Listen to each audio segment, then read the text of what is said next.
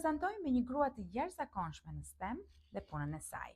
Për gjatë vitit 2026 do të flasim me vajza dhe gra të cilat studimin dhe punën në shkencë, teknologji, inxhinieri dhe matematik e kthyen në diçka të tyre, një produkt, një shërbim, një biznes. Do të ndalemi te sipërmarrja gjatë këtij sezoni të STEMspresos për t'ju treguar një anë tjetër të atij çfarë mund të jetë rrugtimi në STEM. Një rrugtim i cili është me shumë të panjohura, shoqërohet nga një nevojë shumë e madhe për njohuri të reja, por njëkohësisht edhe shumë pasion. Sot do të nisim me shkencën dhe e ftuara jon e parë është Silvi Dollani, e cila është një kimiste me një pasion shumë të madh për kozmetikën dhe komunikimin e shkencës. Do të them një jashtëzakonshëm pasionant i matematikës, bënte një kurs me një program ndryshe nga i shkollës, të avancuar, dhe unë aty në fakt kam fitu besimin se unë vërtet kam diçka që mund t'jap më shumë në shkenca. Se deri në atë periudhë, në klasë 6, unë besoja që marr nota të mira, se ky është me këtë matemi ne, sepse unë punoj fort në shtëpi, po jo se unë jam me zonja, jo se unë jam me zgjuar dhe vërtet unë vlej, po them për matematikën. Ky kurs më ka bërë të besoj që unë kam diçka dhe ka qenë ky profesor që më thoshte ti do të bësh mësim matematike. Edhe e kam zgjënjur në fund pastaj kur zgjodha timin. Se kimia më rëndeu me atë magjin që ka që në fillim në klasë 7. Prap kam pas fatin të kemi mësuese shumë të mirë kimis. Dhe unë po them gjithë rrugtimin tim e dedikoj mësuesve shumë të mirë që kam pas fatin të kem. Ndryshe nuk besoj, se mendoj që çdo njeri ka nevojë që në një moment të jetës të jetë dikush atje që të shikoj që ka një dritë dhe t'ja heqë atë plurin dhe të avancoj më tutje. Pastaj kur rritesh edhe e gjen vetë rrugën tënde, por në fillim është shumë e nevojshme. Kështu që prap një mësuese shumë e mirë kimi në klasë 7 që punonte ekstra, vazhdonte nëse ne kërkonim 1% më shumë, ajo akoma vazhdonte ushtrime pas ushtrimi. Kështu që kjo më ka bërë. Pastaj në gjimnaz kur kupton pak më shumë që kimia ka një patueshmëri kur do një, domethënë, ke dhe mundësi punësimi, kjo ishte ideja. Se vërtet matematika ishte në zemrën time, po kushtet në Shqipëri, konteksti në atë kohë mendoja që nuk do kisha shumë të ardhme për punësim. Ndërkohë që kimia përveç magjisë ka dhe aplikim të jashtëzakonshëm, në kozmetik, në ushqim, në shkencë materialesh, në farmaceutik, kudo, në materialet e ndërtimit. Pra gjen zbatimin kudo në jetë, kështu që kjo më bëri që vetë ta zgjedh pastaj. Ti përmende dy mësues që kanë qenë shumë të rëndësishëm. Ne sot jemi takuar me Silvin në datën 7 mars, që është edhe festa e kombëtare e mësuesve. Dhe ndërkohë të dhënat që na vinë nga regjistrimet e përvitshme në degët e shkencave, në matematikë, në kimi, në fizik, janë të dhëna shumë dëshpëruese, të thosha unë, sepse janë numra shumë të vegjël studentësh të ulët, të cilët po ndjekin këto degë, dhe në 10-15 vjet, pyetja ime është a do të kemi ne këta mësues kaq frymëzues, të cilët do shtyjnë brezat e rinj që ti studiojnë edhe ti ndjekin këto fusha. Ti nuk e shumë kohë që ke mbaruar shkollën. Shumë herët, 5 vjet. Dhe në këto 5 vjet e fundit, edhe pak më përpara ndoshta, por këto 5 vjet e fundit shihet kjo rënje shumë e madhe e numrave. Në reflektimin tënd, çfarë mendon ti se duhet bërë më shumë që fëmijët ose adoleshentët të cilët janë vit 3 në gjimnaz apo që në vit parë, sepse ky vendim nuk merret në vitin e fundit të gjimnazit. Duhet bërë që këta fëmijë, po edhe prindrit e tyre të kuptojnë rëndësinë e këtyre degëve. Dhe jo vetëm për të menduar për brezat e të ardhmes, por edhe për përfitimin imediat të këtij rrugtimi profesional. Unë mendoj që së pari një herë shkencës duhet i heqim atë perden e zezë, që fillon që në arsimin 9 vjeçar. Po them para se të nisim në kimin në klasë 7, në fund klasës 6 me shok, se të gjithë kishin motrat e vëllezër më të mëdhtë. Vitin tjetër do bëjmë një lënë që e ka jemi kimi. O zot, sa e vështirë është ajo, nuk do ta bëjmë dot. Një lloj tmerri, terrori, frikshëm. Dhe unë kam filluar ta mësoj që gjatë kohës pushimeve të verës. Se thash, o bo, tani këtu çfarë ndodh? Dhe kjo vazhdon ende. Kur më pyesin mua çfarë ke mbaruar kimi, sa e vështirë, sa ke vujt. Që në fakt jo, është krejt ndryshe dhe kjo ka qenë një nga arsyet pastaj fakt që unë nisa dhe faqen. Kështu që si fillim një duhet i heqim këtë hijen dhe kjo është punë e institucioneve. Patjetër edhe ne vetë mund të bëjmë diçka, po është punë e institucioneve. Laboratore sa më shumë. T'i afrohesh edhe brezit që po ja jep këtë shkencë, pra t'i afrohesh moshës, ta nxjerrim nga katedrat, të bëhet më e prekshme, më shumë ura bashkëpunimi, mendoj. Dhe për më tepër pastaj është problemi edhe universiteteve, ato që do të ofrojnë, se vërtet jam pasionante po e bëj të shkollën. Po çfarë më ofron më tej? Nuk afrohet studenti, mendoj unë, duke i ofruar një bursë vetëm zgjidhe këtë lëndë sepse është lëndë prioritare. Po pasi mbaron 3 vjeçarin, ti talenti nuk e mban dot vetëm me një bursë. Talenti do zhvillim karrierë. Talenti do të ketë fonde për kërkim shkencor. Ja unë jam njëri që dua ëndra ime është kërkimi shkencor, dhe që ta bëjmë këtë? Nuk ka mundësi aq të mëdha. Në Shqipëri investohet pash një statistikë 0.19%, 0.2% që prodhimi i brendshëm bruto është investim për kërkim zhvillim. Më e ulta në rajon. Mos flas për BE-n pastaj. Atëherë, çfarë pret ti që talenti të rrinë në Shqipëri të zgjedhë shkenca? Jo. Pra qëndrimi në Shqipëri pastaj dihet bëhet kompromis. Dhe fakt gjithë kompromis kemi bërë. Nuk është më një alternativë zgjedhje qëndrimi në Shqipëri. Doktoraturat janë me vetë financim. Pra, para një 3 ditësh pash një shkretë doktorante kërkonte punë LinkedIn. Ndërkohë që studente doktorante. Në gjithë botën doktoranti punon dhe punon me orë të gjata që të bësh një temë cilësore, që të ketë një impakt, që të nxjerrësh një produkt që t'i vlej shoqërisë, ekonomisë, se shkenca thelbin këtë ka në fund, ti shërbej njerëzve.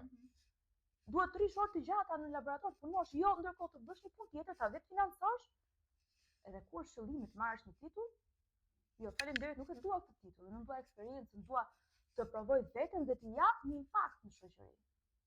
Industria po patjetër nuk investon as në departamente kërkimore zhvillimore, në industri nuk ka, gati është inekzistente që të kenë një departament të tyre për kërkim zhvillimi.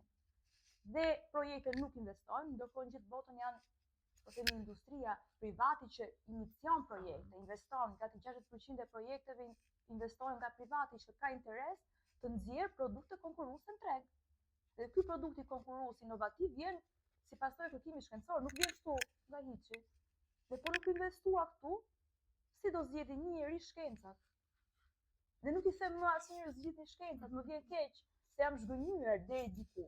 Pavarësisht që unë nuk e humb se pasioni është shumë i fortë dhe njeriu do gjej format e veta për ta mbajtur gjallë dhe për të ecur përpara. Po sa të vërteta duhem thënë, ndoshta mund duket si kritik edhe ndoshta atje jashtë njerëzve nuk mund t'i pëlqejë një pjesë, po jo kritik, duhet të vi si një formë për të ulur, të ngrimë ca tavolina dhe të flasim qartë dhe hapur për arsimin, se është në një gjendje vërtet alarmante. Dhe nuk zgjidhet me këto iniciativat kështu arna, po them, unë japim një bursë aty, japim vetëm zgjidhje, nuk është kjo. Talenti nuk e mban dot në këtë lloj forme dhe talenti është që do të sjellë ty zhvillimin. Mendoj që ke dhënë një përgjigje shumë gjithëpërfshirëse. Dhe është një gjë që edhe ne me rrjetin e grave shqiptare në STEM, po edhe me SAIDEP, gjatë gjithë kohës që diskutojmë flasim për këto qasjet sistemike. Sepse struktura ku që ti zhvillohesh. Ka një nga përgjigjet që ne shpesh marrim është që nuk kemi fonde. Jo gjithmonë janë çështje fondesh, është çështje vullneti e kombinuar me çështjen e fondeve. Dhe është shumë interesante ajo që the që para njëherë që zhvillimi këtyre fushave sjell dhe një përfitim ekonomik të zhvillimit ekonomik. Dhe janë gjëra që ti me një investim fillestar mund të marrësh edhe mbas viteve mund të marrësh më shumë. Dhe përgjigjja sistemike është shumë e rëndësishme. Pra institucionet janë ata të cilët në fund të fundit marrin çdo lloj vendimi dhe kanë fuqi për të bërë ndryshimin. Kështu që të falenderoj që e solle, edhe pse nuk ishte le të themi në këtë rrjedhën e pyetjeve që ne kishim vendosur për sot. Po mendoj që duhen thënë në ato pak mediume që kemi mundësi të flasim që të bëhet diçka. që të kemi një ndryshim të vogël paktën. Patjetër. Dhe ajo që mua më vjen shumë mirë është që këto çështje janë emergjente dhe nuk janë vetëm për ne që punojmë në këtë fushë, që merrem me studime që i ndjekim. Është për Që i gjithë ndrojmë ekonominë. në çdo tavolinë, po edhe ndërgjegjësimi, le të themi ju ekspertëve që jeni në tregun e punës, jeni sipërmarrës dhe kur vijnë edhe nga ju tregon që po ky është një problem. Është evident Dhe nuk është vetëm kënga e një grupi të caktuar, por është një nevojë reale që duhet nxjerrë dhe duhet rritur më shumë. Por nëse kthehemi tek ty, ti ke pas një karrierë, le të themi një rrugtim profesional në këto 5 vite, shumë interesant. Ke punuar në laborator mjekësor, tani punon mjedisor.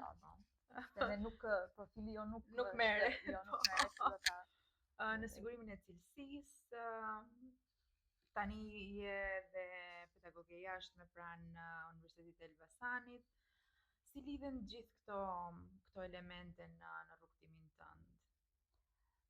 Janë hallkat e një zinxhiri që në fund do përmbushin atë qëllimin tim. Janë shumë duken kështu si surreale ose që nuk lidhen, por që në fakt për një person të fushës janë krejt normale të ndodhi kështu.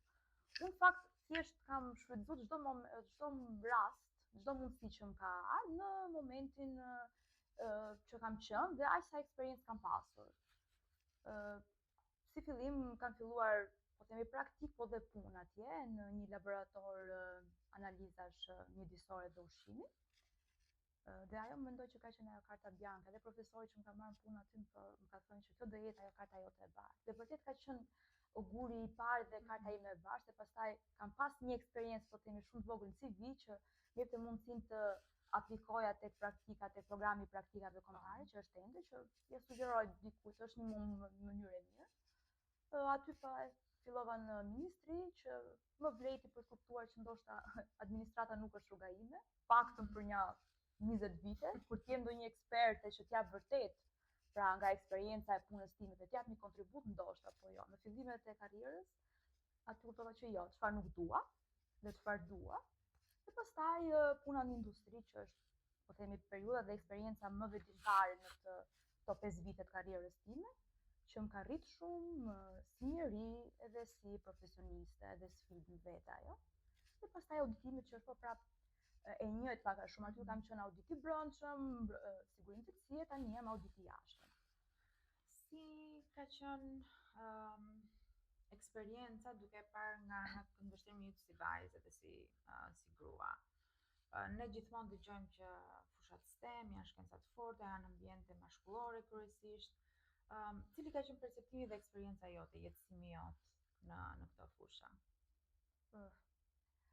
Këtë gjën e kam ndier më shumë fat kur kam filluar punë në industri të rënd, prodhim qeliku, që normalisht është domen meshkush.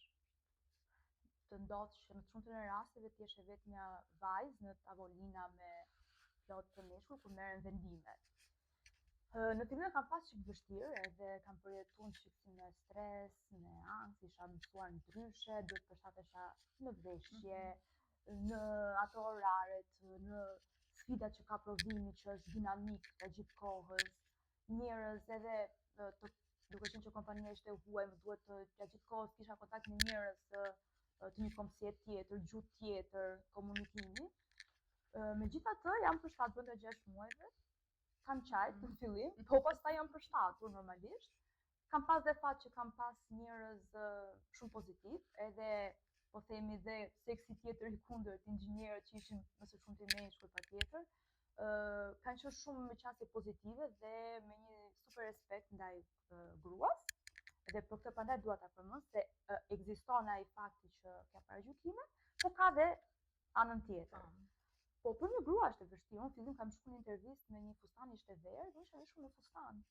Dhe kur shkoj atje në industri dhe shikoj laboratorin, brullin e madh, të gjithë patjetër të veshur me rrobat e punës, thash unë nuk punoj dot. Nuk mundem. Dhe kolegët më flisnin që shikoj të pajisja bën këtë analizën, i dëgjoj dhe nuk isha fare aty. Jo, ka munduar të gjë, do të isha në laborator kërkimor. Dhe nuk pranova. Pastaj kur më ofroi ky opsioni tjetër, i pozicionit, ashtu që e provoj. Dhe kam bërë mirë, sepse kam njohur dhe një terren që është i vështirë për gratë, por që jo i pamundur. Nëse ti vepron me kompetencat e tua, tregon aftësitë tua profesionale, respekti fitohet dhe rruga është e shtruar, po them. Nga eksperienca jote që ke qenë dhe je ende pjesë e kompanive, universitetit, gjithashtu ti ke edhe një sipërmarrje tënde. Unë këtu të kam njohur sepse më doli diku në Instagram Chemistry Tricks, dhe thash sa qejf, ta shoh çfarë është. Dhe shifja videot e tua, shifja programet, produktet të cilat i bëje, shpjegimet, dhe mendoj që ke një qasje shumë interesante të shpjegimit të koncepteve. Dhe kjo jo vetëm për brezat e rinj, po njeriu nuk pushon kurrë të nxëni dhe të mësuari. Kështu që çdo kush, dhe sidomos me sasinë jashtëzakonisht të madhe të dezinformimit, të keqinformimit, që qarkullon kudo në hapësirat digjitale, të dëgjosh fakte shkencore të cilët të detyrojnë që ti atë status quo-n e mendjes tënde ta tronditësh, është një gjë shumë e mirë. Pra ti krijove Chemistry Tricks dhe kur po bisedonim, duke përgatitur për intervistën, po më thoshe që lindi nga ajo nevoja jote personale për të përcjellë kimin në mënyrën tënde dhe për ta bërë më të perceptueshme, le të themi. Ndërkohë që na shpjegove gjatë kësaj bisede edhe për mënyrën se si ti ju qase kimisë dhe se si kuptove që nuk është një gjë jashtëzakonisht e vështirë, por është një gjë një gjë shumë e bukur dhe që bëhet. Me thënë, nuk po themi se nuk jemi gjeni, unë nuk pretendoj të jem gjeni, po për një fushë caktuar, për të qenë në një nivel mesatar dhe të lartë, mjafton të punosh dhe të kesh njerëzit e duhur. Këto kanë qenë arsyet mbas krijimit të Chemistry Tricks, apo kishte edhe ndonjë gjë tjetër që në moment të caktuar të tha, no, hape Instagramin dhe krijove faqen? Me thënë, kam qenë gjithmonë sikur më mungonte diçka. Okej, mbarova shkollën, pata mundësinë që shumë shpejt gjatë kohës që kam qenë master të kisha në punë, fillova punë sa mbarova kontratën tjetër, fillova punë. Po ka diçka që nuk më mbushte, unë nuk po ndihesha e lumtur mjaftueshëm. Gjithmonë që në fëmijërinë e hershme kam pas idenë që unë dua të bëj një profesion që të ketë një impakt në shoqëri. Pra, jo të përfitoj vetëm unë, titull, karrierë, atë aurën e famshme që ja unë jam, nuk ka pëlqyer kjo. Dua të bëj një profesion që t'i ndikoj dhe të tjerëve, dhe gjithmonë e kam pasur. Pastaj me rritje forma ndryshoi, po kjo ideja ka qenë. Dhe mendoj që kjo më ka bërë që të mos isha e lumtur deri në momentin që hapa faqen. Ekzistonte dhe ekziston ky fenomeni që kimia është e vështirë dhe e pamundur, që unë nuk e mendoj dhe doja që të vërtetoja të kundërtën, ta nxirrja dhe ta bëja me ngjyra, se është me shumë ngjyra. Dhe plus që kjo ideja që fëmijë që të jepja një impakt në shoqëri. Kështu që një moment caktuar në punë thashë ta hap, pa rëndësi se si do shkoj. Shkoj mirë, ndërtoj një komunitet që jam shumë prenare, shumë pozitiv, me njerëz që ndajmë mbi të gjitha të njëjtën mendësi për jetën, se është shumë e rëndësishme, të njëjtat qasje për problematika ndryshme shoqërisë. Dhe kështu lindi Chemistry Tricks. Dhe ndërkohë që sepse Chemistry Tricks është një element shumë i rëndësishëm, gjykoj unë, në hapësirën shqipfolse për komunikimin e shkencës. Ne flasim investimin e shkencës shumë i pakët. Shkenca dhe zhvillimi i shkencës prapë në Shqipëri për shkak të strukturave të cilat janë në funksion të limiteve buxhetore, po edhe institucionale shumë i pakët, por komunikohet shumë pak. Dhe shqiptarët kanë besim shumë të ulët në shkencë.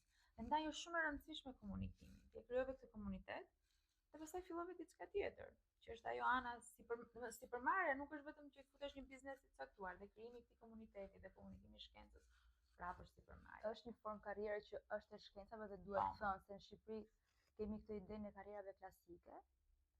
Okej, kimi do vazhdoj vetëm punë në laborator, jo.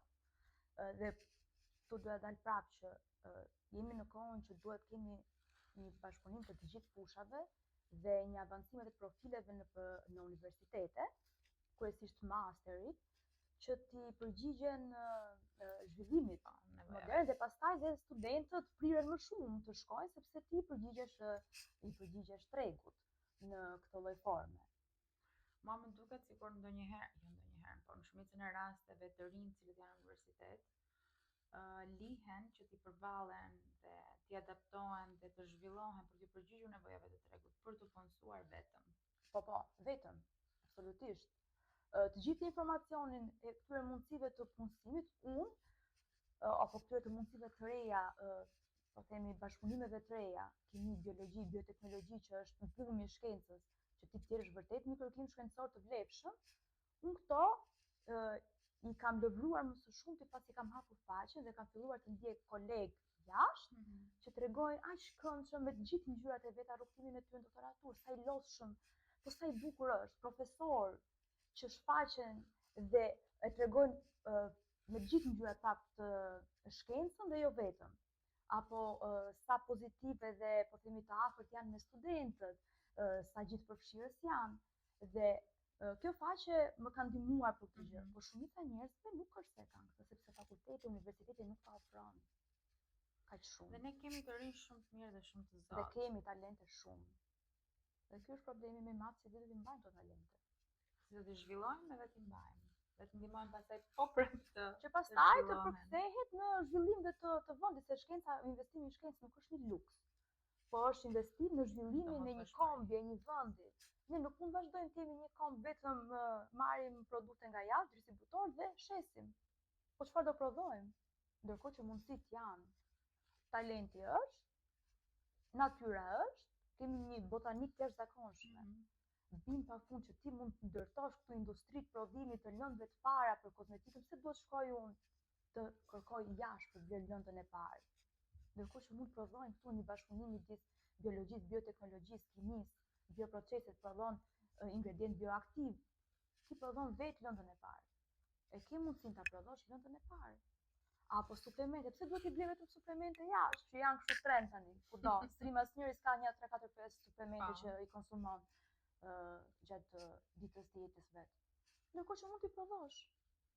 Bashkë me faqen, kur po themi një moment që stopova punën që isha, mendova që ta avancoj dhe të provoj një herë të kryoj dhe vetë. Fillova të shikoja produktet kozmetike, të lexoja listën e ingredientëve, tani me syrin e kimiste. Vonë, po sepse profili jon, po them, ne dalim kimistë analizë, pra mësojmë gjithë metodat e mundshme të analizës mostrave, ujë, tokë, ajër, ushqim, të gjithë llojet të mostrave. Pra kimistë analizë, por jo një profil, po themi, të një kimisti kozmetik. Prandaj edhe dua që të ketë sa më shumë këto sa profile të reja të master, që të kesh mundësi pastaj të zgjedhësh forma të reja. Dhe në momentin që fillova të shikoj me të syrin e kimistit, të studioj ingredientët, si funksionojnë, si bën këto emulsionet, që patjetër ne i kemi marrë në shkollë në një formë tjetër, po do një studim më të thelluar, mendova ta provoj një herë dhe provova me këto kremat artizanal, sepse në fakt mendoj që kështu fillohet. Është më safe në këtë lloj forme. Më pëlqeu si fushë dhe fillova të studioj pak më shumë, kam bërë një trajnim nga Universiteti i Atinës, online, për të hyrë pak më thellë në një të pjesa e formulimeve, shkencës formulimeve në fakt. Dhe tani kam stopuar për një moment, sepse dua që të sjell një produkt inovativ, që të ketë dhe këtë brenda kërkimin shkencor, pra unë dua të bëj kërkimin tim, që të lidhet dhe me produktin dhe të sjell një gjë afatgjate. Shumë interesante ajo që na the, po si do realizosh? Vështirë është, shumë e vështirë. Ktu kam ngecur. Si do ta realizoj? Unë këtë një të ta bëj. Çava, po çaj, shumë, se kështu e përballoj gjërat, çaj një, pastaj çojmë të më çohu tani se nga ty do dalin, s'ka nga ku të dalë tjetër. Ndim po s'kërkoj, jam njëri që s'kërkoj kollaj ndim, edhe po ma dha ndonjëherë të një ose di unë, problem tjetër kjo, po s'ka gjë. Kështu që shumë sfiduese, prandaj dhe kam gati një vit që kam stopuar edhe me faqen, nuk jam shumë aktive. Edhe më vjen keq për këtë, po zgjodha veten si fillim, se gjithmonë më ka udhëhequr puna, vullneti edhe egoja. Nuk do ta përmend shumë se shpesh herë edhe më ka ndihmuar, por dhe më ka stresuar më shumë se ç'duhet, se është një fije shumë e hollë. Kjo egoja për të mos dështuar, egoja që unë i bëj të gjitha vetë, unë ja dal vetë, shpesh herë më ka kaluar në burnout, edhe mendova që një moment duhet zgjedh Silvin, të marr kohën time, të studioj tregun, të studioj veten çfarë unë dua vërtet, çfarë po bëj, çfarë mund të bëj. Kështu që tani mendoj që e kam marrë çik veten edhe do përpiqem, financiarisht është shumë e vështirë patjetër se është kosto, përcjell një laborator shumë të mirë, pajisjet e mira ja kushtojnë, vendet e para kushtojnë, se në gjitha do t'i marrim jashtë. Në çdo gjë të mundshme, ti nuk ke asgjë në vendin tënd. Kështu që kostot janë shumë shumë. Megjithatë, unë besoj dhe shpresoj që do ja dal. Po, mënyra se si është pritur. Ne, ajo çfarë vëmë re për shembull në rrjetet sociale është që ka disa biznese që ofrojnë kremra artizanale apo produkte që reklamojnë bio, organike. Si e shef këtë pjesë të tregut? Si e ke naviguar analizën e konkurrencës? Se janë disa aftësi që ti të është dashur mendoj ose ti kesh të brendshme që ti zhvillosh se nuk i ke marrë në format e edukimin tim, jo. Po me thënë drejtën unë se kam bërë fare studimin e tregut. Me thënë, unë e nisa nga kjo dëshira është pasioni që më thej për profesionin tim. Bëja një bisedë me tim shoqe dhe më tha, po mi, po sa fitove nga këto krema që shite? Nuk e di. Po, s'ka gjë, mua më pëlqen që njerëzit kur e marrin këtë produkte dhe më thonë që e na bëri punë. Mund mjaftohet me këtë gjë, me dëshirën që kam për të marrë feedbackun e njerëzve si fillim, se pastaj kur ket biznes patjetër që do më interesoj çdo gjë. Kështu që në fillim unë nuk kam bërë studimin e tregut edhe ende jo aq thellë, ka abuzim, si çdo gjë tjetër në Shqipëri që ka abuzim dhe këtu pak kozmetika është një treg jo i mirë rregulluar edhe me ligje me standarde, pak funksionojnë me standarde, kështu që patjetër që është e vështirë, bëhet dhe abuzime këto natyrale, organike. Në fund ditës, të gjitha komponimet e brendshme të atij produktit natyral, që do të bësh një analizë, të është një komponim kimik. Kështu që mjafton që ti të ndjekësh standardet e rregullore. Ti më more një vit pushim dhe unë këtë dua të ndalojmë prapë shumë shkurt, që është jashtë skriptit, le të themi. Ajo që çfarë shohim është që të gjithë vrapojnë, edhe pse me brezat e rinj apo me Gen Z që ti je Gen Z quhesh apo jo? Nuk e shata jo. Nuk e di si quhem. Në fokusi tek shëndeti mendor edhe tek mirëqenia personale, shohim që edhe po kthehet disi. Por prap njerëzit, sidomos ajo çfarë ne vëmë re gratë në STEM, në fushat STEM, e kanë shumë të vështirë ta pranojnë sepse presioni është shumë i madh. Ne folëm deri tani për burimet e limituara, folëm për konkurrencë që gjithmonë është e drejtë, folëm për sfida edhe në lidhje me mënyrën se si perceptohesh. Dhe shumë pak flasim për mirëqenien psikologjike që pastaj përkthehet edhe në mirëqenien patjetër. E një produktiviteti që do kesh në profesion pastaj. Në profesion, po. Dhe mendoj që është një mesazh shumë i rëndësishëm që duhet të bëj gjithë të rinjve dhe faleminderit që e nxore, që thej që do merre kohë për Silvin, sepse të gjithë duhet ta bëjmë këtë gjë. Sidomos një herë nga gratë pritet që të jesh profesionisht e zonja, të jesh një nën në të ardhmen, që nuk jam nënente e zonja, të jesh një grua e bukur, e mirë, gjithkohës duke buzëqeshur, të kesh një shtëpi shumë pastër, të dalësh me shoqërinë, të bësh udhëtime, domethënë nga gratë pritet çdo gjë. Prishmëritë janë shumë të larta. Kështu që mendoj që të ulim këto prishmëritë dhe të mendojmë për veten tonë. Në një moment caktuar të jetës kemi nevojë të marrim kohë, të stopojmë, të ngadalsojmë për të kuptuar vërtet çfarë vlen dhe çfarë është e rëndësishme. Bisedës po i vjen fundi, unë mësova shumë gjëra, por mendoj që prapë ne duhet të vazhdojmë flasim bashkë, sepse ke mesazhe të cilat ti mund t'i artikulon shumë mirë dhe që me të rinjt rezonojnë dhe qëndrojnë me ta. Po çfarë mesazhi do kishe për vajzat edhe vajzat e reja të cilat janë studente të kemisë apo ato të cilat janë arsimin para universitar, që janë duke menduar çfarë do vendosin, dhe një këshill për prindrit. Gjithmonë kam qejf të kërkoj të ftuarve një këshill për prindrit. Për prindrit do të jetë e vështirë, se unë jam prinde ende Po dhe ndoshta mund të duke reflektuar te eksperjenca jote si fëmijë. Po vajzave do t'i thoja që të guxojnë, sepse besimi ndërtohet duke guxuar dhe duke provuar ato që të frikson, pra ta vrasin frikën dhe të guxojnë. Dhe tjetra, që shumë e rëndësishme mendoj, të mos voglohen për të bërë pjesë e një dhome, por të marrin vendin e tyre që u takon. E nëse ndonjë ditë do të mbyllen këto dyert apo këto dhoma, të hapin dyert dhe dhomat e tyre. Por asnjëherë të heqin dorë nga vetja e tyre, ta paraqisin me të gjithë ngjyrat dhe me të gjitha dëshirat dhe ëndrat që kanë. Se ne kemi këtë idenë që nëse ti vazhdon shkencat, duhet të jesh i veshur me këmishë. Unë me këmishë jam sot, po mund të isha veshur dhe me një shamin. Dhe kur kam qenë në universitet, kam qenë gjithkohës me një shamin në kokë që më pëlqente shumë, pak hipi, me stilin tim që nuk ishte krejt i pranueshëm deri diku nga syri jashtë, por fakti që unë punoja dhe isha zonja asnjëherë nuk më gjykuan, ose ndoshta më kanë gjykuar, por nuk kam pasur guximin që të më thonë apo të më stopojnë. Kështu që ta pranojnë veten dhe të marrin vendin e tyre kudo ku janë. Ndërsa për prindrit të përpiqen të shikojnë dritën te fëmia, domethënë ta zbulojnë atë dritën, duhet pak punë. Dhe këtë e thot një njerëz që kur kam qenë 5-6 vjeçe, dhe tezja ime donte që më bënte gjeni që 5 vjeçë të mësoja numrat, nuk i bëja mbledhjet dhe zbritjet. Dhe shumica e rrethit e dëgjoja kështu, jo që si do t'ja bëj në klasë parë.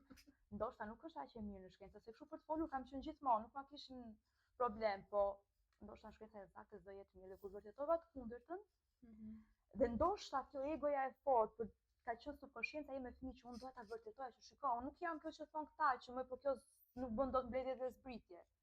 Se në fakt isha fëmijë dhe s'kisha dëshirën, apo di unë. Dhe gjithmonë ka ndjekur dhe prandaj po them që është shumë e rëndësishme që prindi të shikojë dhe të zbulojë atë dritën e fëmijës dhe ta drejtojë aty. Faleminderit.